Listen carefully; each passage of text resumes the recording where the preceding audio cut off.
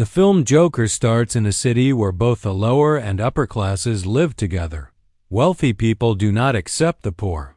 Their standard of living is high, and they look down on those less fortunate. This film centers on the character Arthur, who lives in this city. He used to live with his mother. He loved comedy and wanted to become a great comedian one day. His ideal was a host who ran a famous comedy show. He wished that one day he would appear with that host on his show. He worked hard toward that dream.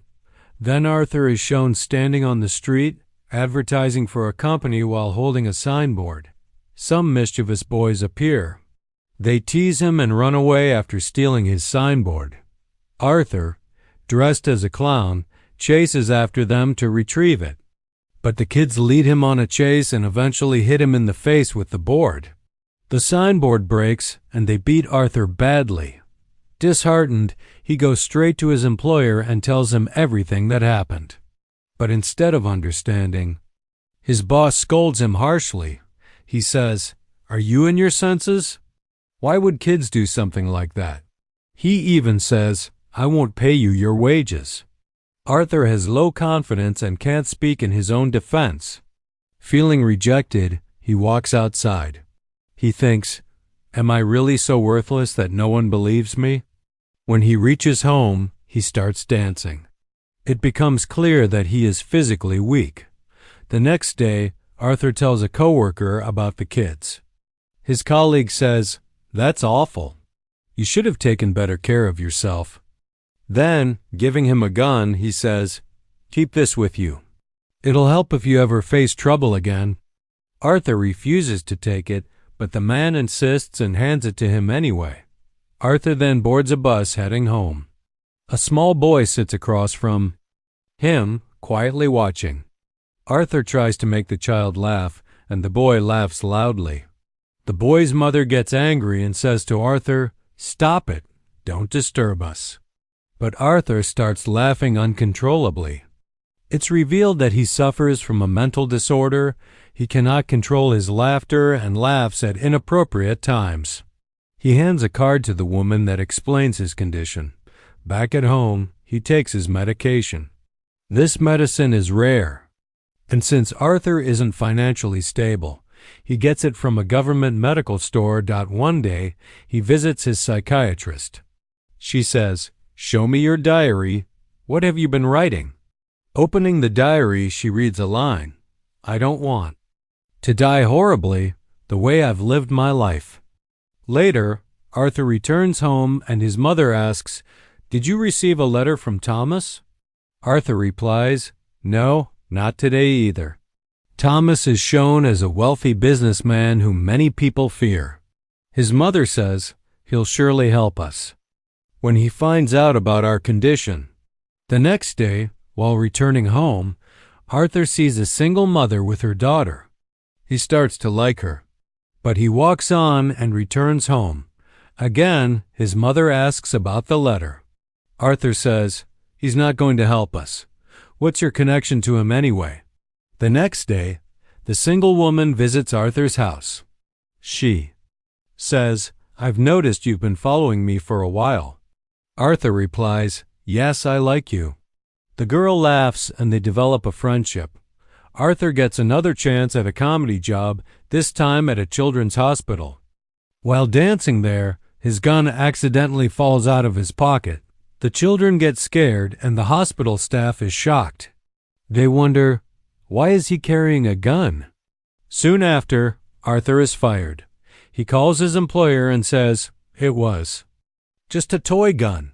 But his employer replies sternly, "Don't lie. Your coworker already told me everything, that you took the gun from him yourself." Arthur feels betrayed, knowing the coworker had forced the gun on him. Later, Arthur is shown returning home by train. There are 3 businessmen on board. They work for Thomas. They start harassing a girl on the train. Arthur begins to laugh, due to his disorder. The men think he's mocking them and start beating him. His mouth starts bleeding. Arthur tries to explain his condition, but they don't listen. Enraged, Arthur pulls out the gun and kills all 3 of them. He flees, knowing he's now a murderer. He locks himself in a bathroom. At first, he's full of fear. But then, he starts dancing. It seems he feels no regret, only a strange sense of peace. Later, as he arrives home, he sees Thomas speaking. On TV, Thomas says that the 3 men who were killed worked for him and they were murdered by a clown. Here, the poor people are supporting the clown instead of feeling sorry for the 3 murdered men. Because they are protesting against the rich, wearing clown makeup, Arthur visits his psychiatrist again. She tells him, "We are meeting today for the last time because the government has stopped funding us, and I cannot treat you for free anymore." Arthur is dejected once again. Sorrowful, he walks out from there. Then Arthur is shown again trying to make people laugh in a comedy show. He is unable to make the audience laugh. Anxious, he begins laughing loudly himself. The show gets disturbed and he returns home. When he arrives, his mother says, "My son, please post this letter for Thomas." Arthur doesn't believe what he reads. He goes to his mother and asks, "Why did you keep this a secret from me?" His mother replies, "My son, I didn't do it deliberately. Thomas and I had feelings for each other. We even wanted to get married. But I came from a poor family and he was rich. So because of society, we couldn't marry." Arthur leaves too. Meet his father. When he reaches there, Thomas's son is playing behind the gate. Arthur begins to behave playfully and childishly in front of him. He tries to make the boy laugh. Just then, Thomas's domestic worker arrives. He says to the boy, "It's not okay to talk to strangers," and he tells Arthur to leave. Arthur replies, "I'll leave, but only after telling the truth." My mother served in Thomas's house for 30 years. They liked each other. "I'm not someone else's son, I'm Thomas's son." The domestic worker says, "You and your mother are both insane. She made up this story. You have no relation with Thomas." Hearing this, Arthur feels weak and sick and leaves. When he gets home, he finds out his mother has had a health attack and has been shifted to the hospital. As he sits outside, 2 police officers approach. They ask him, "Do you know about the 3 people murdered on the train?" Arthur says, "No, how would I know?" But he knows that the police questioned his mother with the same thing. That's what caused her health attack. He goes inside to see his mother in the hospital room. That single mother he liked is also present there. Then the TV broadcasts a news segment. Arthur's favorite TV host, famous comedian who was his idol, is on the screen. Arthur watches the show with excitement, but suddenly his own face appears on the TV. In reality, Arthur's idol is mocking him. When Arthur couldn't control his laughter in a previous comedy show, the host turned it into a joke. Arthur is deeply hurt. He thinks, "My idol is making fun of me. I got my inspiration from him." He can't believe it. Meanwhile, Thomas appears on TV, and the news reports that the city's condition is worsening. The poor have taken to the streets, wearing clown makeup. They are protesting against the rich. Tensions have risen dramatically, and everyone is against Thomas. Arthur feels thrilled when he sees this. Everyone is wearing clown makeup. For the first time, he feels a hint of praise in his work. Now, the place where the poor class was protesting was a theater. Inside the theater, the aristocrats were watching a movie. Thomas was also present. Police arrived there to stop the riot and warn the crowd. There is commotion everywhere. Taking advantage of the chaos, Arthur sneaks into the theater. He goes to the lavatory where Thomas had also come. Arthur approaches him politely and says, "I am your son. Remember, you and my mother used to be together." Thomas replies coldly, "I don't know any woman by that name." And then he punches Arthur hard, causing his nose to bleed. Arthur returns home. Sometime later, he receives a call from a police officer. They want to interrogate him about the night when those 3 men were murdered on the train at the same time. Arthur finds out that his favorite comedian has invited him onto his show. Actually, a clip from Arthur's stand-up routine had aired on that show earlier, and the show's popularity had increased because the audience loved it. Arthur is extremely excited. He gets ready to appear on the show, but then he remembers that Thomas's domestic worker had called his mother insane. So Arthur visits the psychiatric hospital where his mother had once been treated. He asks for her medical records. He ends up stealing the file and running away. In the file, it is written that Arthur's mother had been in a relationship with another man who used to abuse her physically. At that time, Arthur had suffered a head injury, which is why he has this mental condition today. He goes directly to the home of the single mother, his friend. Here, it's revealed that she doesn't actually exist. She was only a part of his imagination. Arthur used to visualize her. He becomes deeply disturbed. Still grieving his mother's injury, he goes to the hospital and suffocates his mother with a pillow, killing her. Back home, he finds an old photo. On the back of it, a handwritten note reads, "I like your smile," signed by Thomas. The photo belonged to his mother. Now, Arthur realizes that his mother was not lying after all.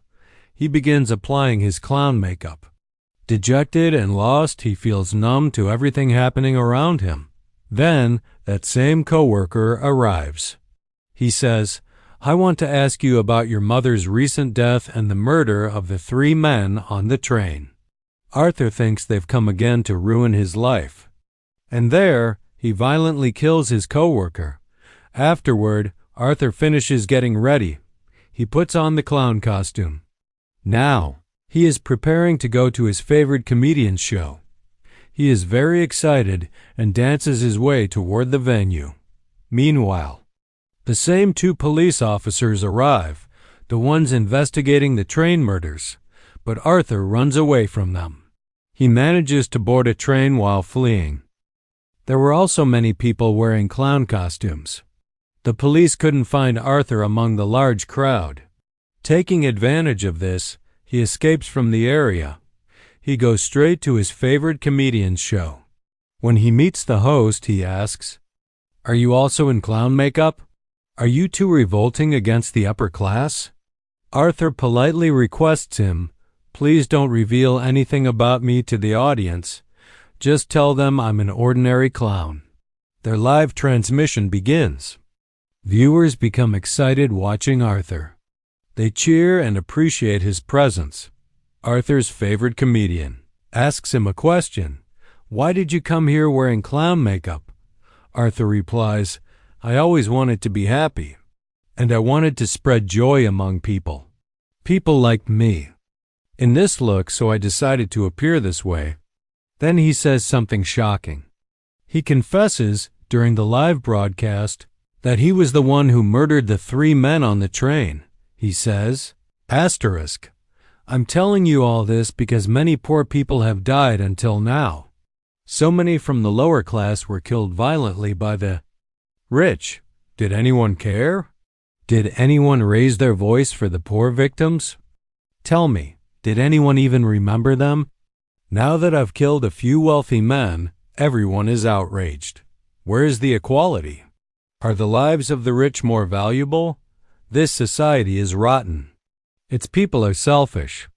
You didn't invite me on this show out of kindness. You did it because your ratings went up when you mocked me." The host replies, "That's not true at all." But Arthur, filled with rage, says, "You're still lying." And in front of the live audience, he pulls out his gun and shoots the comedian dead. The audience panics. Everyone begins to scream and run. But Arthur stands confidently, completely unafraid. The police arrest Arthur for the murder.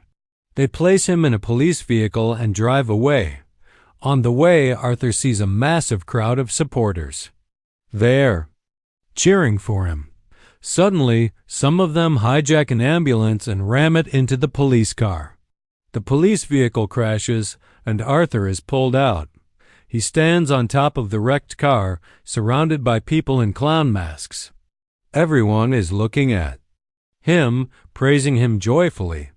Arthur's face is covered in blood, his nose and mouth bleeding. But he takes his finger, draws a smile on his face using the blood, spreads his arms wide, and begins to laugh. It's a smile full of pain and grief. But now he has become a symbol, an icon for all the oppressed. He feels content as people cheer for him at last. Meanwhile, Thomas is shown leaving the city with his wife and son. But suddenly, a clown from the crowd steps forward and shoots Thomas and his wife, killing them both. He spares the child. The scene changes. Arthur is now sitting with the psychiatrist.